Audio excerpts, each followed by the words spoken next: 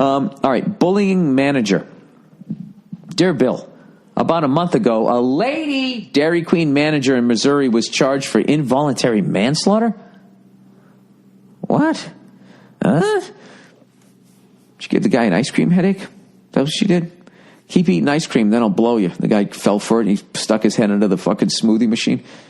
The soft serve there. All right, allegedly, the Dairy Queen manager was a dick to one of its employees. Filled with name-calling and belittling day after day. Isn't it great to see women getting, like, positions of power and just acting exactly as fucking ridiculous as men? You know, most people cannot handle a position of power. I mean, look at me. Look at the power I have with this podcast. I don't even have the decency to put on pants. I'm in pajamas and slippers. I am part of the problem. One incident, reportedly, the manager threw a burger on the floor after he made it incorrectly and then made the 17-year-old clean it up. The kid was also a victim of bullying at school as well. None of this is going to justify this kid harming this boss. You quit the job. But voiced most of the bullying.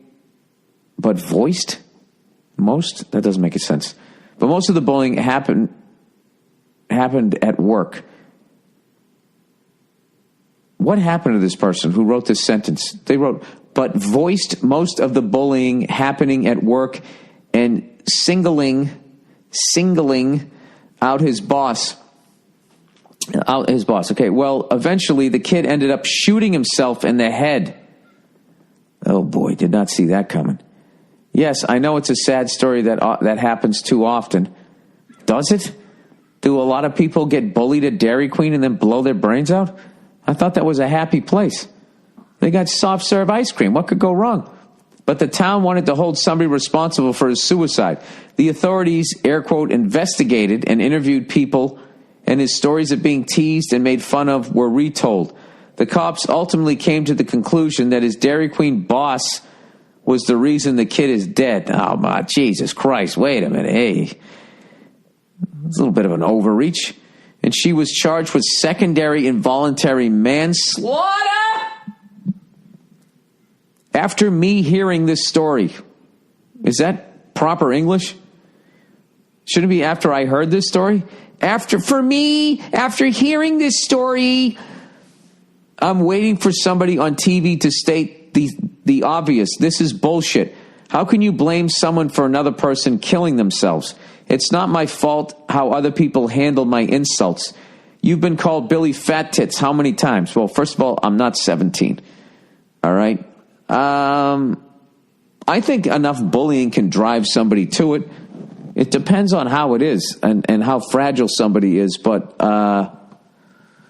there's just so many fucking variables involved. Like the person, let's say this person was a bully at Dairy Queen. Like what happened to them as a kid that made them the way they are?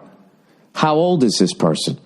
Because for me, I just feel that I honestly believe that, people in their 20s, for the most part,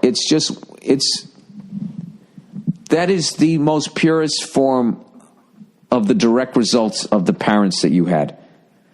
Is now you're out in the world, they're not there to be like, hey, knock it off, and you have to make decisions for yourself. And you go around like, I know when I was in my 20s, I took, without realizing it, I was taking everybody takes their childhood out on people in their 20s because you don't know what the fuck you're doing. So hopefully you had a good one. So you taking it out on people is you're actually a nice person. Like Pete Holmes' character on Crashing. By the way, I fucking love that show. T.J. Miller, Artie Lang, and I believe the guy's name's George Basil. I watched the first 3 fucking episodes, and they were killing me, and their interaction with Pete's character is great. And I can't wait. I love Pete Holmes. I cannot wait to break his balls about his character on that show, though. I'm really going to break his balls. Like, Pete, is that how you see yourself? I'm just a nice guy who tries to do nice things. It's like, Pete, you're a fucking lunatic just like the rest of us. Anyways, I can't wait. One of my favorite things in this business is teasing him because he can fucking take it. But you got to check out Crashing. Judd Apatow, Pete Holmes, Joey Roses, Joe DeRosa wrote on the show too. Mike Birbiglia, I believe, wrote on the show. There's a bunch of people, comics and everything, and comics on it. I saw Greer Bonds, Dov Davidoff, all these comics, Marina Franklin. It's such an amazing show because I remember when he came to New York as that wide-eyed kid, and I had actually worked with him at this comedy club in Peoria, Illinois that doesn't exist anymore. I worked with him at Brewster's when he was still married, I believe. Maybe he had just gotten divorced. I can't fucking remember. I've told this story before. And we went to go see The Ring, and we were the only two people in the movie theater. And I hate that that is the detail because that sounds fake. It's the only time it's ever happened. We walked in. It was a shitty movie theater. We were two comedians. It was the middle of the fucking, it was like 2 PM, and we saw The Ring on like a Thursday afternoon in a shitty movie theater. And I swear to God, we were the only two fucking people there. That movie stayed with me. Certain ones. Blair Witch stayed with me. That one stayed with me. Some of them they just fucking creep me out and they stay with me. For whatever reason, Jordan Peele's movie, when that guy comes running, when the kid's smoking the cigarette and then the guy comes fucking just running up full speed at him, that fucked with me. That's, for whatever reason, that fucking stayed with me. Anyways, there's like shit I think about when I go to my car at night. Even though I know it's not real, I just think about, what if that fucking dude just came running just like that and at the last second made a right turn in front of me? Anyways, how the fuck did I get onto all of that shit? Talking about this poor kid who killed himself. Anyways, he said they're throwing... okay, what does he say? You've been called Billy Fat Tits how many times? And by how many people? If you kill yourself, over half of your listeners will go to jail. How is this a law? How many times can you call somebody fat before it's against the law? And can we stop saying bullying? It's just being teased and made fun of. That's not true, man. That's not true. That's not true. It depends on the level, and it depends on the intent. And all of this shit will be really hard to prove. But, like, you know, what it is, sir, is you have to have empathy here. And what I'm guessing is that you are more the person teasing than getting teased. And maybe you were a little bit more of a stronger person, the same way somebody else might have just been better at math than you. I know, looking back, you know, in my high school, I know that there was, there was kids that got it really fucking bad, really bad. And, one of whom, killed himself a few years later. And I remember thinking back, I don't know what it was based on, but certainly did not have a good experience in high school the last couple of years. And it's one of those things because kids are kids and they don't understand it.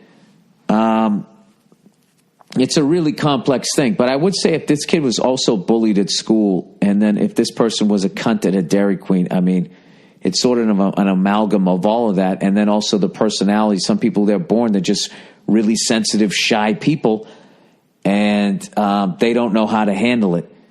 And if you're prone to depression and shit, I imagine that, that's sort of the perfect storm. So, anyways, he goes, they throw this bullying word around like it's an epidemic, sweeping all these heartless millennials. We've all been made fun of before. We've all been called names ever since we were little kids. You sound like an older person like me, and you're just doing these kids today, these millennials, and oh my God, they're fragile little flowers, and they're not all like that, dude. You think there's still not the mean kid? You still don't think there's the big guy just fucking beating on? There's always going to be the bigger kid beating on the younger kids, the smaller kids or whatever. We need to let this continue. It builds character.